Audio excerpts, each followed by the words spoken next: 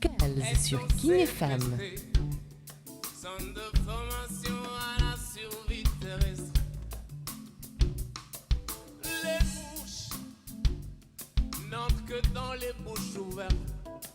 Gelawai marnan boum la takhanan petite.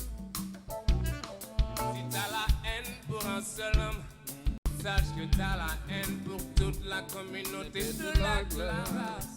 La classe, la classe. Je réclame la classe à Dakar. Soul get to go to the man Yes. Yalla. Vous êtes en direct so mën nga dugg en jël Kals anyway il faut mu dugg jël t'es en direct sur Instagram right yes sir bye vol.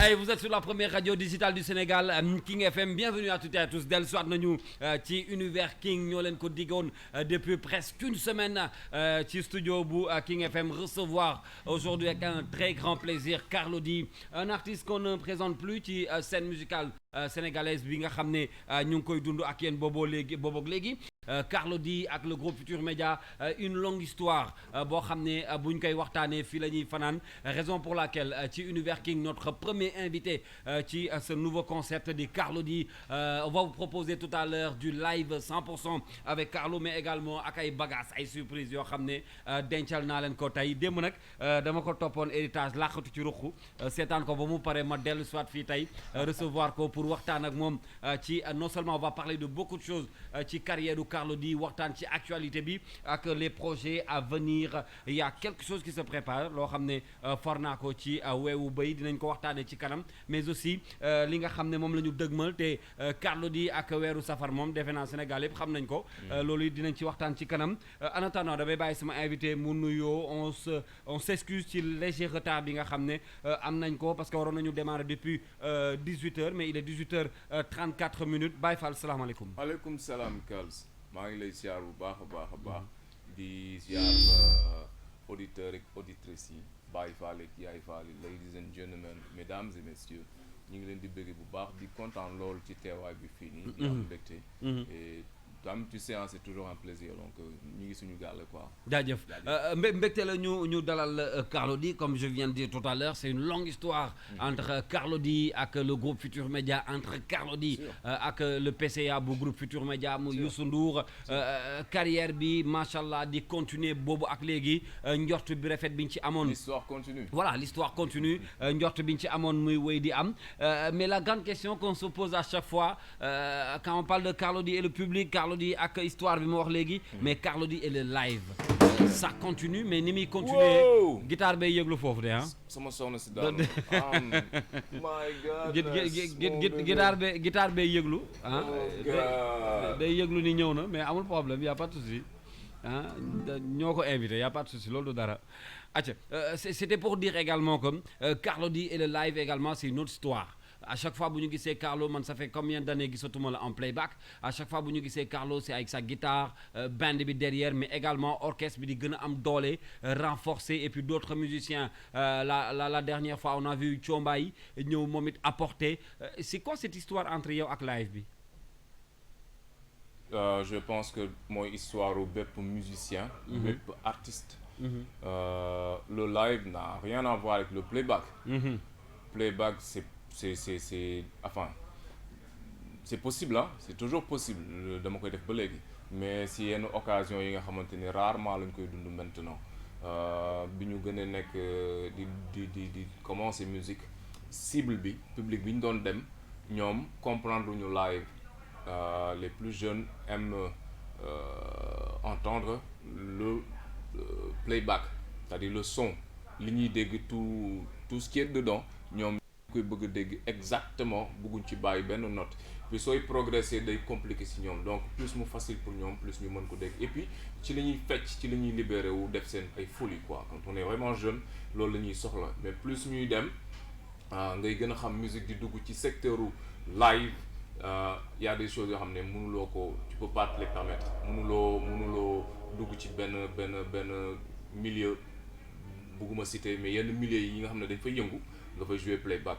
mélomane duñ la ko baal loolu c'est juste un signe de respect ak évolution boo xam ne képp kuy artiste comme ni ma ko waxee est-ce que mën naa ko dippee des fois màggaayu musique mooy toll foofu non évolution la da ngay enfin musique moo laaj loolu tu vois loolu bokk na ci du Carlou yi kese mais képp kuy musique ku nekk Sénégal à un moment nga jël live bi def ko priorité bien vrai que musique sénégalaise suñu sañoon mu toll niveau échelle mondiale mais nit ku nekk fi nga dëkk ak réalité yi moo lay gënal foo mën a dem donc je pense que ñun artistes yi ñoo war a liggéey de telle sorte que ñii ñëw di jël ci artistes yi ñu leen di pas imposer mais négocier woon leen ne que live n'a rien à voir ak playback soo defee live lii ngay am ak lële ngay am parce que Kals faut comprendre que ñu bari bu ñu ñëw dañuy bëgg a gis rek artiste bi mais aspect yenn techniques yi xamuñu ko da ngay gis ku ñëw jël artiste fay ko 5 millions tegal ko benn sono wu 150 000 ou 100 000 francs ba pare di xaar ci moom mu defal le spectacle c'est pas possible déedéet playback la lay defal nga mer ne non franchement li ma doon xaar gisuma ko non yow yaa comprendre comment ça se passe soo jëlee artiste fay ko 5 millions mu ñëw defal la live wala plutôt playback même bu dee playback la sax moo possible par rapport ak seen programme ni mu demee concept bi imposer au moins nga ut sono boo xam ne bu fëggee li nga bëgg da koy am yooyu si programme la bokk dañ ko war a respecter donc nañu bàyyi loolu c'est-à-dire que quand on entend Carlou avec la musique wax nga ko léegi évolution bi moom moo lay yóbbu ci niveau boobu aujourd'hui suñuy xool histoire de la musique sénégalaise en général il y a eu tellement de changements ay génération yoo xam ne dañuy dugalante da nga yeewu benn bés dégg un nouveau talent wala nga gis koo xam ne yàggoon nañ ko dégg mu dellu soit avec un autre style qui veut dire que à un moment da ngay dem ba mbir mi sax dafay xaw a jaxasoo ci yow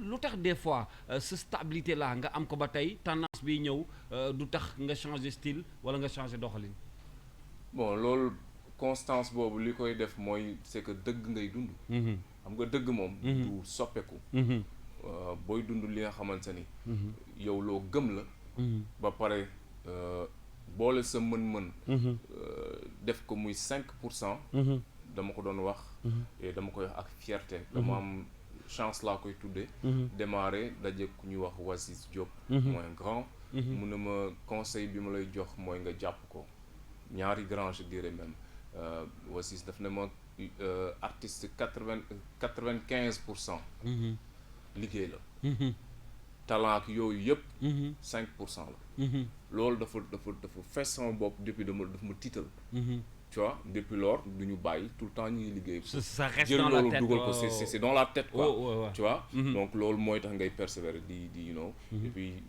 grand bi ngeen di tudd léegi Youssou suma grand maa ngi koy nuyu de passage moom it loolu lay wax ñax du réer déedéet waaw liggéey moom Ci day coono fay du réer. coono du réer déedéet xam nga. alors donc mi ngi noonu jeex na alors bi ñu leen koy annoncé également wax nañ leen ni live bi daf ci am solo parce que bi ñu tàmbalee ce concept bi ba tey certainement constaté ngeen ni que Carlou bokk na ci artistes yi ñuy gën di teg pourquoi parce que ça colle ak voyage bi nga xam ne moom lañ leen di proposer chaque samedi plutôt ci première radio digitale du Sénégal on va continuer tout de suite ak Carlou D mais cette fois-ci avec du live avec la complicité de Kader ñu ñam guitare gi tuuti rek aha waaw j'espère que ñu mos désaccordé wul ci daanu bi ay ta ñu mos tuuti bon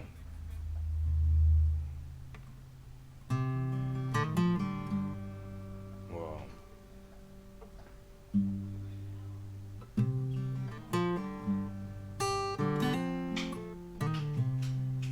mais baal ma dama koy ajusté wàlla tout parce que dafa désaccordé bi mu daanu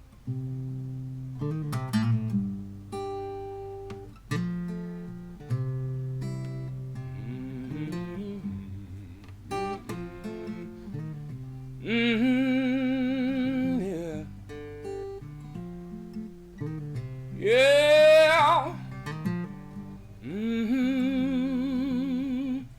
Boy dem bul ma fàtte.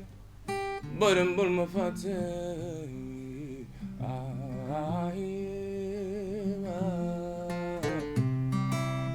Boy dem bul ma fàtte. Boy dem yóbbaale ma. Ay, waay.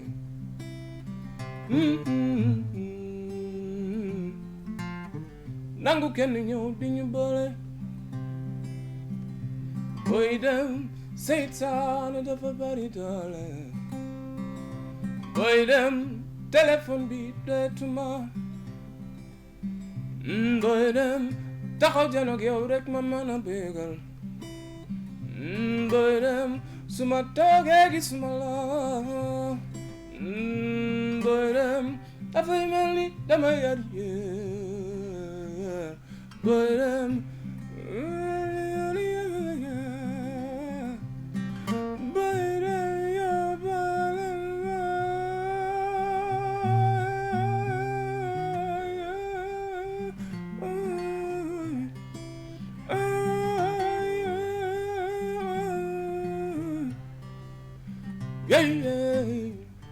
ñu ngi siyaar képp koo xam ne sori nga koo bëgg a gis te bëggoo mu bàyyi la bëggoo mu sori la jamono ji Ndakaaroo ngi taw ñu nekk King FM nekk ak suma xarit Kals en live Baye Fall bi di leen bëggee bu baax a baax di leen ñaanal jàmm foo leen mën a ne yàlla na jàmm yàgg Sénégal ay yes en live avec Carlou D sur la première radio digitale bu Sénégal affaire bee neex ba man sax commencé woon naa tukki ndànk maa ngi doon voyager ak Carlou alors ma dama bëgg a mosaat de ah yeah waaw man dama bëgg a mosaat de dama bëgg a mos ba ci kanam ok bëgg naa ñu waxtaan mais bëgg naa ñu jouer tuuti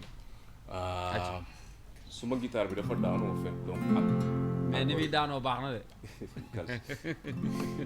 all right ok bon ok go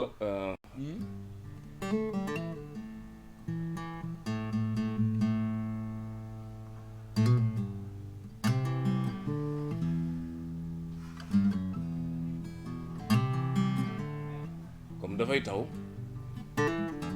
ñu kal ko ci son yi nga xam ne dafa cool quoi nga nekk sa biir gaale taw bi di kii nii caan bi tegu samedi la nga teg ci tuuti gerte caaf nga teg caaf ci kanam xam nga café Touba gi di daw kon xam nga affaire bi wala caan bi Kals di la animer Baye Fall bi di la wayal tout doux donc bruit yi du kii damay tàmbale ak Sam Fall bi ñu bëgge bi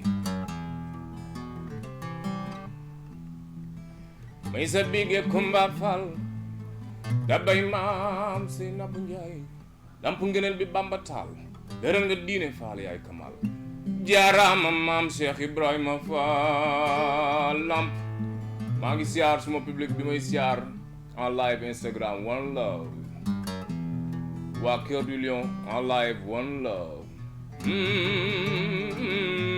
la la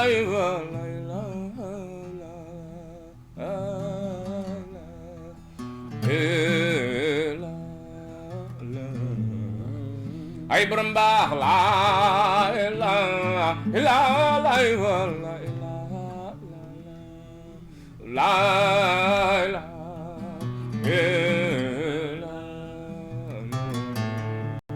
taximaan bi nekk ci taxi mo si di ñafeek taw bi mbënd mi suñu xelañ ci yow temps yi nag Dakar moom metti na lool tooy na xeeb donc jaam ñi nga xam ne mbënd meeg yooyu suñu xel jugewul ci ñoom barke borom Tuubaa yàlla na yàlla def jàmm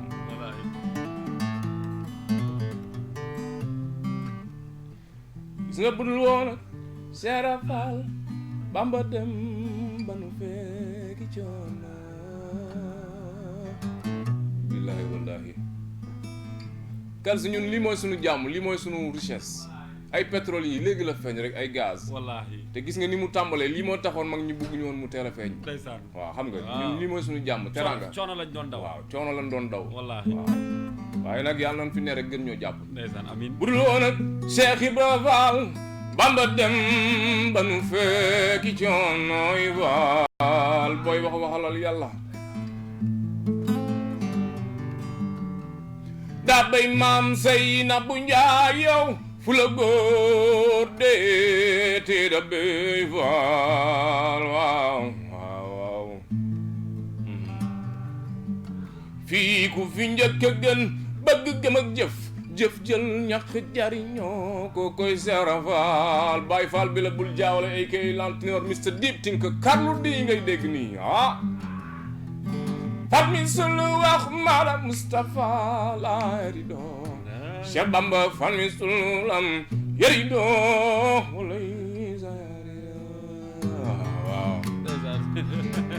ku mel ni Baay Saaliw Mbàkke dootu fi am wala mag yu baax yooyu nit ñu manqué wallahi mi ngi mel ni ku sa ndey dem ndeysaan mi mel ni Abdou Aziz da baax da ngay wéet maam Abdou wallahi ñaata ngay toog ci net bi problème am ñu ne maam manqué nañu ci yàlla dem ba tey di régler problème yi waaw Wallaahi. ak distance lañ gën a mën wallahi bur yàlla la ilaha illallah la ilaha illallah faalo yëga yaaram Baay Saaliw delloo na caabi Tuuba jànguloonu alquran karim delloo yay sara ndeke booba Mbàkke ngay dem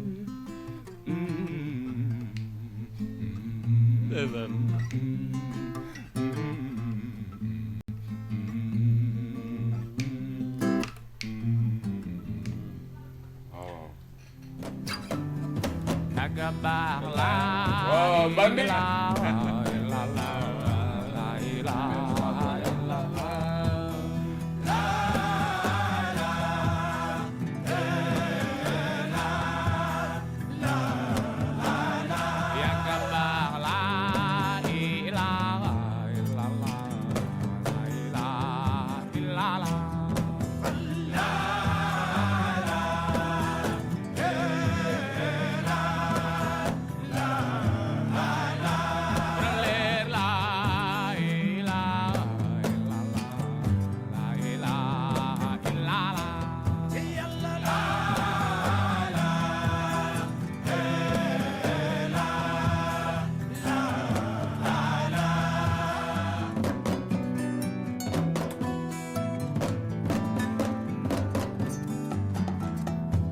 budul woon ak Cheikh Rafal Bamba dem ba nu fekki joona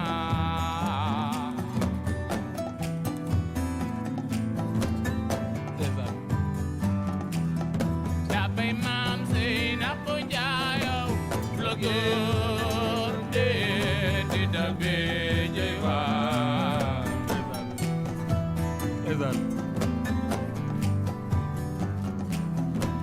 fi njëkk a gën bëgg gën a jëf jëf jël ñëpp jariñoo ko ba serava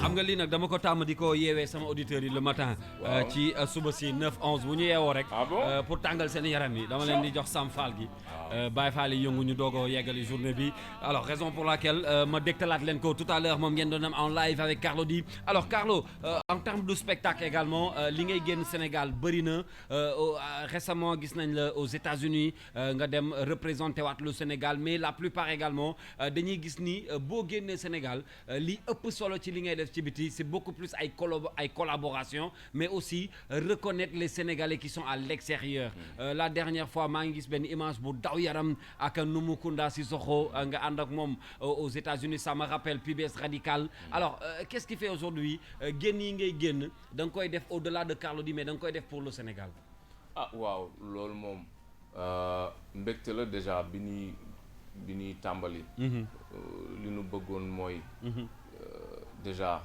am fu nu yegg ci li ñuy def nit ñi bëgg nu mooy ñu jàppale nu gëm ne li ñuy def nii nattu la xam nga coono bi nga ci daj début bi dafay neex nga bëgg nekk musicien ñu xam ne li ngay def mën nga ko nga am ay soppe loolu moo la ci dugal affaire gone mais boo demee ba ci biir da ngay gis ne lii responsabilité la et ay risque la impliqué nga sa bopp xam nga artiste ak mbër ak sëriñ politicien sportif maanaam homme public métier am dafa bëri risque dëgg la parce que boo xasee ba duggoo yow rek dëgg la sa njaboot nga dugal say mbokk nga dugal say xarit nga dugal képp ku la xam di la bëggee rek dugal nga ko donc lépp looy def da nga leen ciy sóoraale ba tax na doo def te laajoo doo def te boo génnee réew mi nag da ngay bëgg di impliquer Sénégalais yi de l'extérieur ñuy weccoo xalaat di xool li ngay def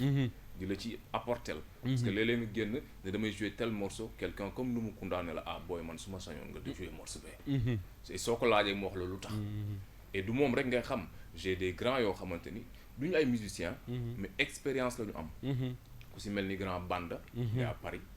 c'est un ancien. xaritu grand bi la. et puis kàngam la. ku ci mel ni grand Mass Jong. mi ngi États-Unis moom it grand yu mel noonu. saa yooyu génn ñu ne la ah booy dégg naa da ngay dem telle place nga ne waaw. dolli ci lii ñu ne la lii ak lii bu ko fa def.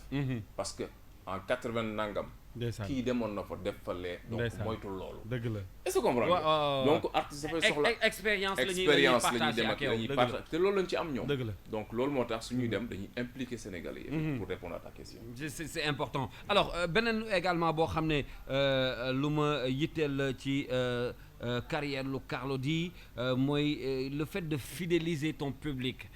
bu fekkee ci ay spectacle on voit quand même la plupart ñi nga xam ne yàgg nañu ànd ak yow ñi ngi ànd ak yow ba léegi à l'occurrence la famille Lion D ou famille D ou Mifa D damay gis ni tur yi day changer à chaque fois c'est la même famille. voilà c'est la même famille may gis ni affaire baa ngi dox et que ñi ngi màggandoo ak yow qu'est-ce qui fait ce secret là bëgg naa ko xam lan moo fidéliser ce public là ak yow. pour la benn anecdote rek enfin pas plus tard hier dama joué ba pare génn gis bébé Carlou waaw toog def lasar ci chaise bi quoi ma ne ko mais yow tas na toogaay bi mooy lan mu ne ma Carlou dama sonn 15 ans maa ngi fecc bàyyi ma toog mais xoolal ma tànn dama toj mais franchement elle a raison 15 ans maa ngi fecc ba bàyyi ma toog quoi donc xam nga famille la du fans bi je me rappelle bi ñuy ñëw Maris maa ngi nuyu de passage Alima à l'époque moo nekkoon présidente bi donc ñëw na dañu bëgg fans club man leen man bëgguma fan club ndeysaan bu dee daal mën ngeen former famille moi je suis partant mais fans dafa am fu mu yem dëgg la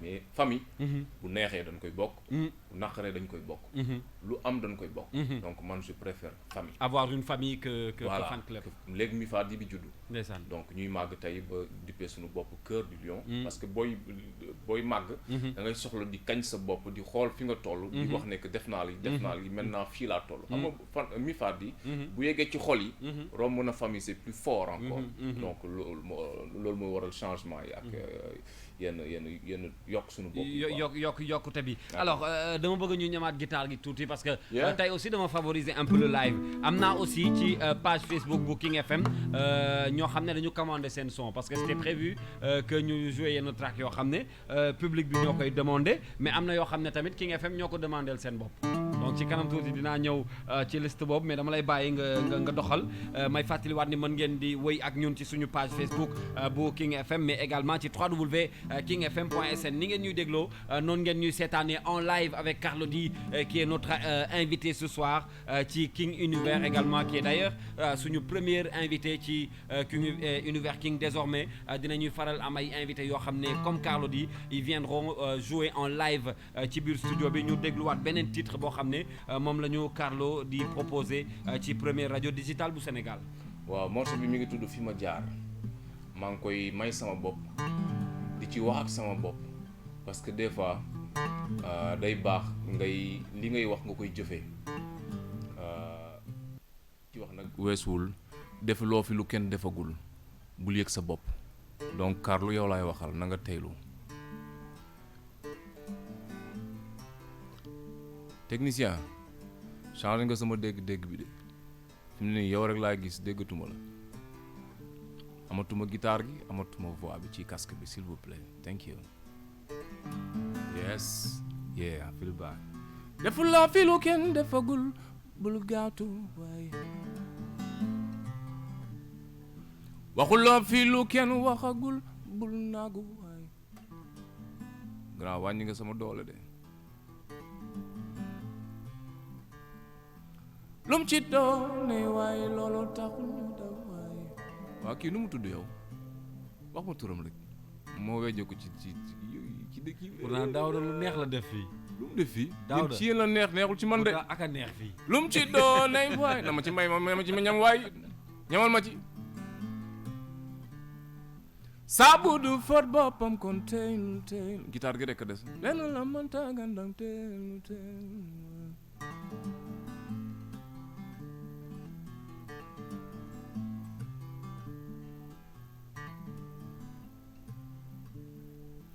ku ci ne ngi dem yow fa la neex wax fa la neex ku ci ne ngi xool yow ka la neex def ko la neex lum ci doonay waay loolu taxul ñu daw waay alu béykat waay bayal sa waar waay bu ku ne bàyyee waram taxul moomu jeex waay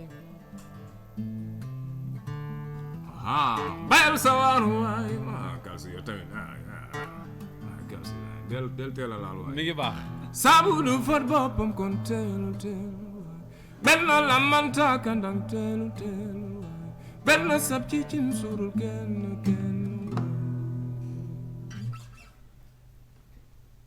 alors Carlou D la ñuy am en live toujours ci studio bu King FM en direct naka noonu ci suñu page Facebook ak www.kingfm.sn merci beaucoup Daouda ci technique bi xam nga affaire yi moom bu ñuy lu ñuy gën di dem ngeen koy gën di yëg ñu ngi ak Carlou D ci Univers King tey qui est notre invité bëggoon naa ñu ci kanam tuuti ñu dem 18 safar xaw ma nag xam naa ne ay xiin amu fi waaye bëggoon naa ñu laal titre 18 safar ndax ñi ngi waajal ñi ngi waajal màggal gi. Bëggoon naa ñu doxantu ci titre boobu en acoustique 18 safar ayca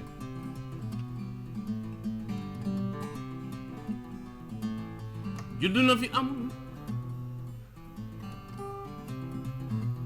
kal sa répertoire bi le vrai conseil nga am xaw ma kan la mais juumul naxu la jërëjëfe Modou Bamba jaarama maam Seera Faal sangu góor ñi laa bur yàlla yërëm nu Muhammadu Rasulullah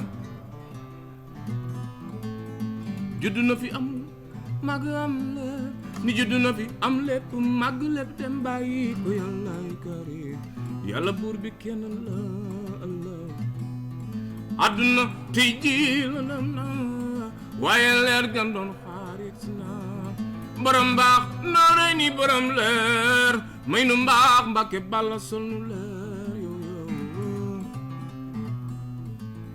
jërëjëfe Modou Bamba jaarama maam Seex Faal sangu góor ñi laay la bur yàlla yërëm nu Muhammadu Rasulullah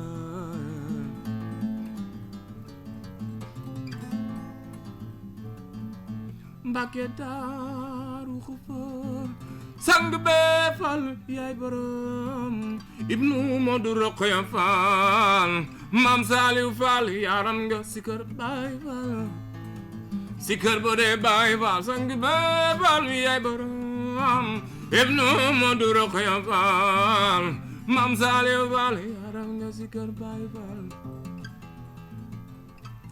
la tàmbale ci yabba jadda ba ca saxa mooy sembalu octogone arrache juróom ñetti malaaka yi ñoom ñoo yéen a waras Cheikh Bamba ne bokk na ci tur yi fadat wa yaaylu ak ban wadat fa yaaylu ak ban wasat fa yaaylu ak ban wa at ma yaaylu ak ban wakam ka yaaylu wasam ka yaaylu wasas ma yaaylu ak ban wasan ja yaaylu jërëjëf te Serigne Touba jaajëf Cheikh Bamba ne ku mokkal yire tur sa yaakaar du tas du man maay kiy wax lii Sëriñ Bamba ko wax te waxi Xaadim Rasuul waaw sore naa ki nax bay baal ndeysaan bay karaaneenu dëggal jubal leeral ku tedd ki neenu ñu duggal jubal yow bu dee bay baal nga duggal mi bu dee dëgg la ci yow yaa nuy moom Mam Bamba yaa nuy moom bu nuy dund ak bu nuy dee yëpp yaa nuy moom Mam Bamba yaa nuy moom Cheikh Fall waaw man na sëg de ayca téléphone bi également tout à l'heure dinañ ko ubbi ci 88 628 90 99 90 may fàttali waat ni que nous sommes en direct ci la première radio digitale bu Sénégal ak Carlou D Univers King alors Carlou bëgg naa également ñu ñëw récemment également dama constaté lu bëri ci say sortie en termes de single soit dafay nekk en live ou mu nekk en style boo xam ne dafay xaw a sori li ñu la tàmmee woon un peu su ma ma fàttalikoo le titre bi nga xam ne mujjee nañ ko def je peux dire mën naa ko dippee sax lu ñu rendre hommage un peu lébu yi ak grand maxu lébu gi muy mbëggeel remix vers la fin on a vu vraiment un style mbalax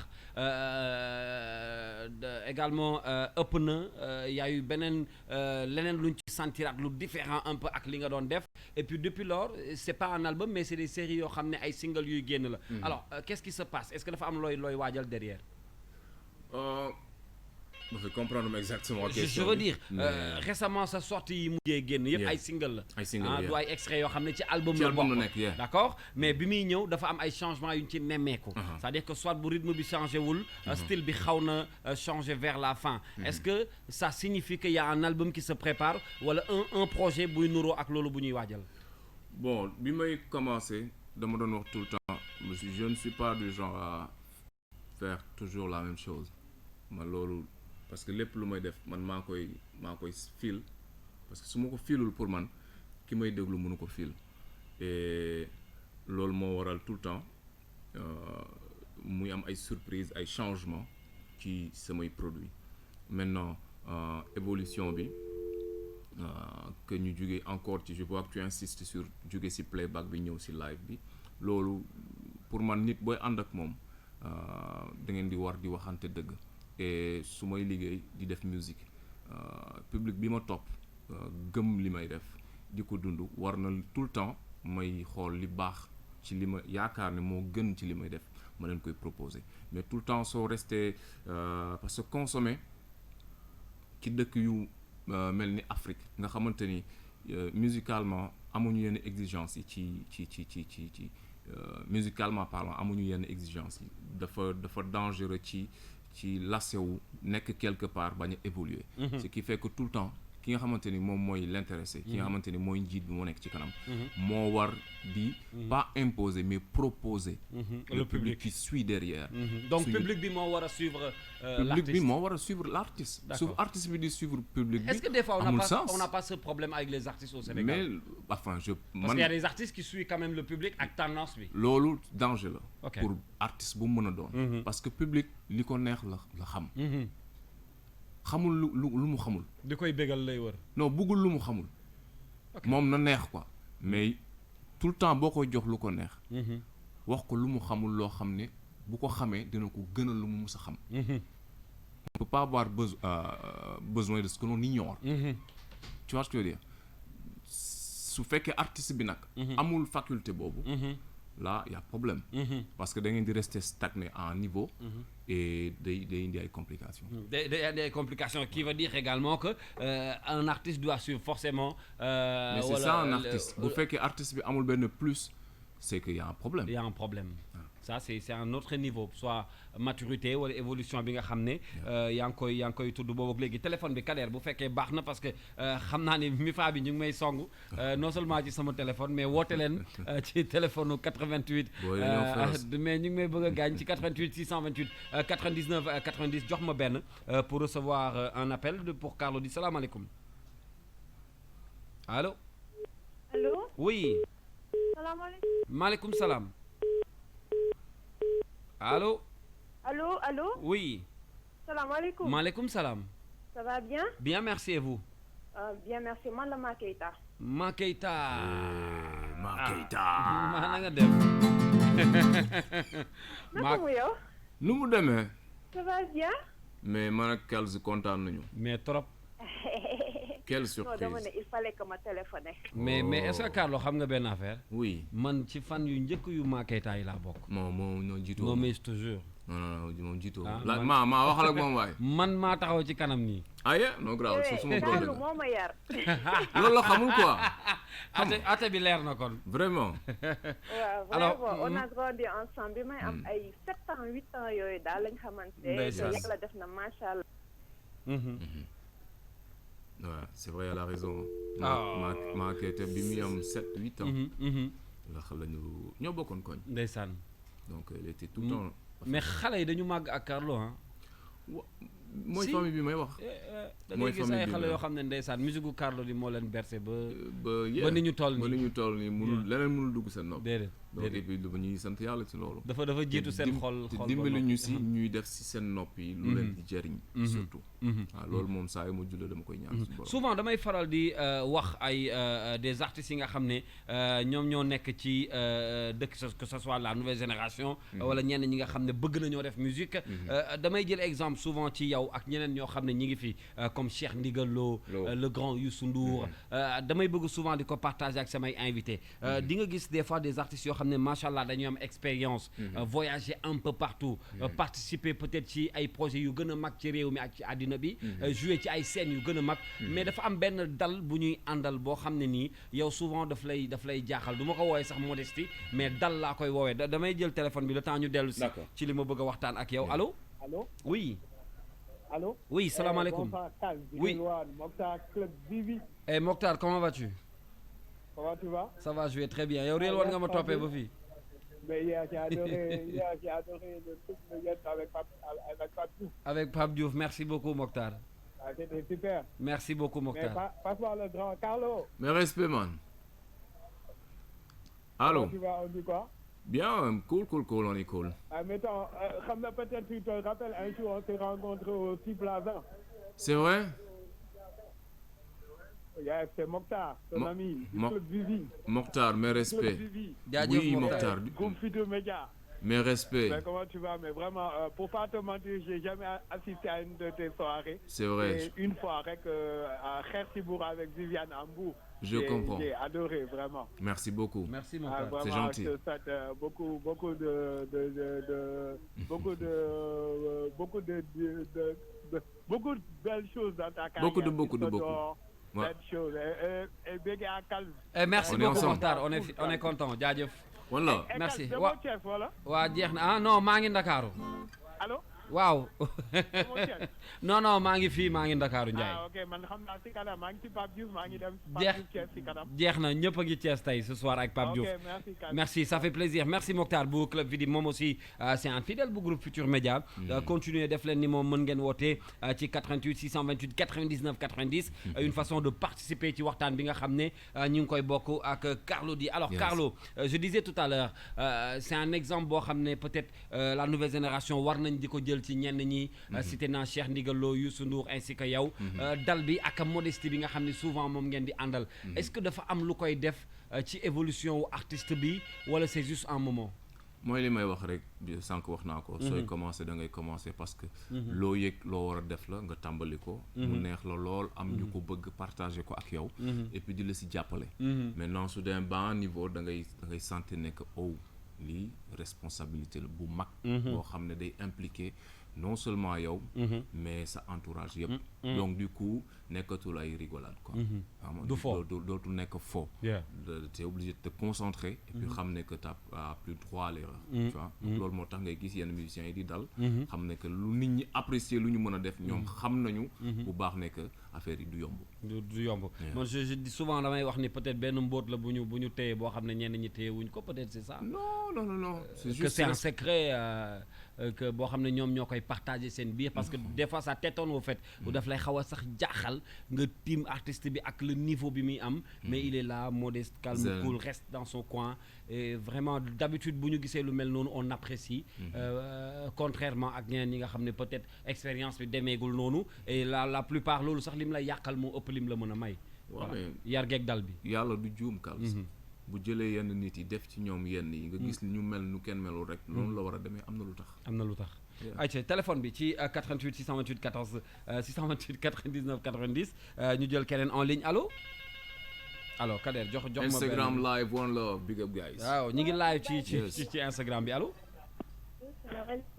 maaleykum salaam mais maa la raw ku wax loolu Aram Wakaam Carlo Wakaam. Aram na nga def waay. c'est la famille. mais Aram ñi ngi lay nuyu bu baax. xam nga ñun am na voix boo xamante ne buñ ko déggee lépp lu ñu jàppoon dañ koy bàyyi ndax suñu yuur yi day yëngu. maa xam loolu. gisoo ñun daal duñu ànd ak suñu sago daal. yéen dama leen xam Aram. gisoo loolu. dama leen comprendre. franchement. depuis bi ñu ma ko annoncé ba léegi maa ngi taxaw di ko dégg war a liggéey de xoolal toog. di Dëgg xaar la. tant que dugguma du ma liggéey. Ndeysaan. client yéen ñi taxaw di ma xaar. ndeysaan te dëgg Kals la li si neex mooy moom du moom kese moom ak yaayam la. ndeysaan moom ak yaayam dañuy te xëccoo sama maa yaay la ma gën a nga gën a nekk bëgg sax esaay ma nga toog di déglu. kon xoolal su ma ko jegee woon mooy jël téléphone bi aaki moo ko. kon jeex na maman ñu ngi lay nuyu bu baax de passage. waaw dina ko dégg. Respect, macha allah kontaan respect. leen trop. merci beaucoup. parce que Carlou dafa nekk papa nekk mag ndeysaan nekk lépp si ñun.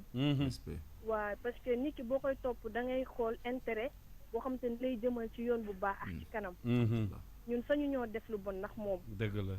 ndeysaan bu ñu toogee ni nar a def dara sax bu ñu xalaatee Carlou sax dañuy yokk ci sama ay bugg a Carlou yéegee daf ñuy bàyyi. ndeysaan xam nga ndeysaan. teewu ñu ngi topp ci ay tànkaam ci gis yu baax xam nga. sant moo yàlla. tax man keroog man doon naa ko wax nee naa ko li ma lay bëgg a bëgg di la jege jege yëpp. may wax ak yow téléphone damay lox du ma xamante lan laay wax. ndeysaan. tellement nag li may yëg ci sama xol. yàlla ñu yàlla jàppale suturaal ñu. yàlla na musal waaw ñu te ci fi nga bëgg a seytaane. yegg Carlou yàlla nga fa yegg. amiin yaa rabbi. démb boo seetloo maa ngi lay doon jéem a woo mais jotuma la dama toog rek uniquement pour woo la téléphone ne la.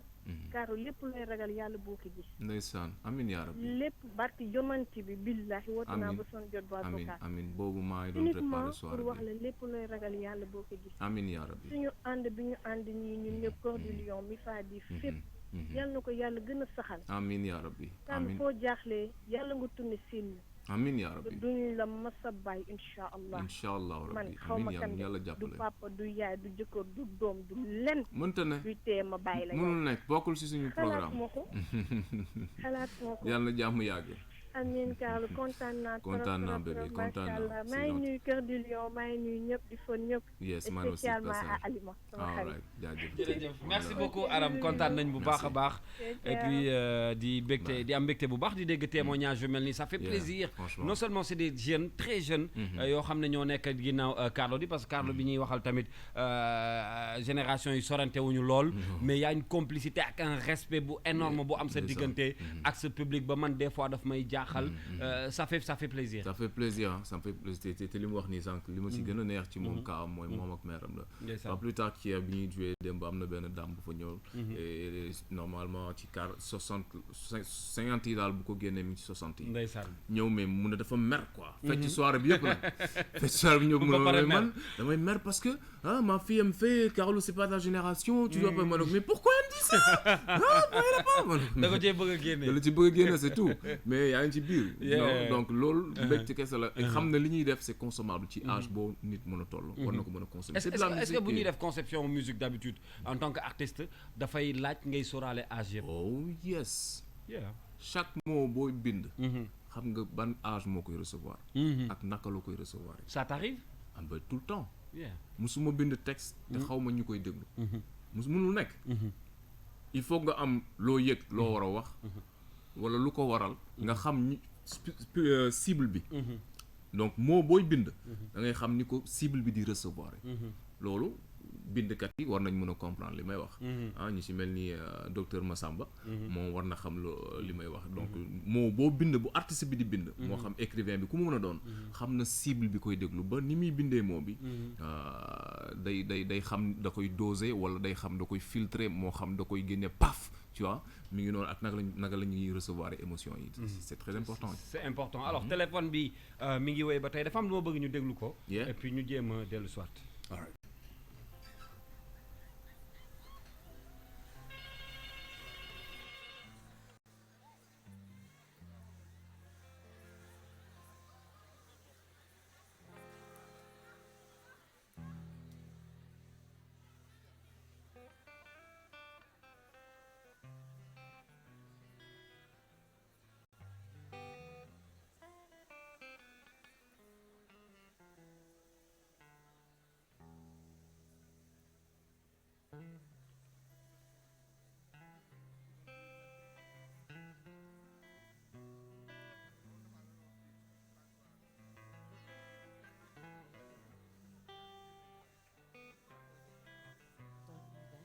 Mon univers, notre univers sur King FM avec Kals.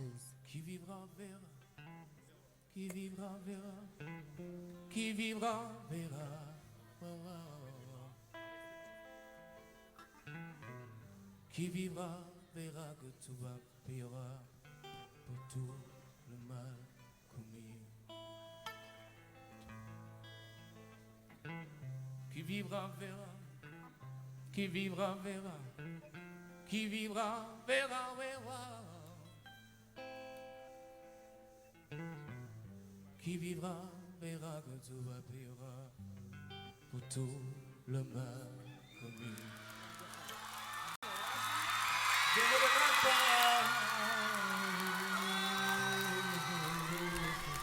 boobu maa ngi ci kaw toog C'est vrai? yàgg na ànd ak Paco Ndeysaan. ça te rappelle Ah oui, hein ah oui. C'était fort. dégg naa gars yi ñu ngi fa woon de Kader nee na mi ngi woon ci kaw Mi ngi woon toog ci kaw waaw ñu toogoon ci kaw bëri na de Ne leen ñu pare am na beneen buy ñëw. bu gën a tàng bi Maa la ko wax. gëmaguma lool de Guys, get ready.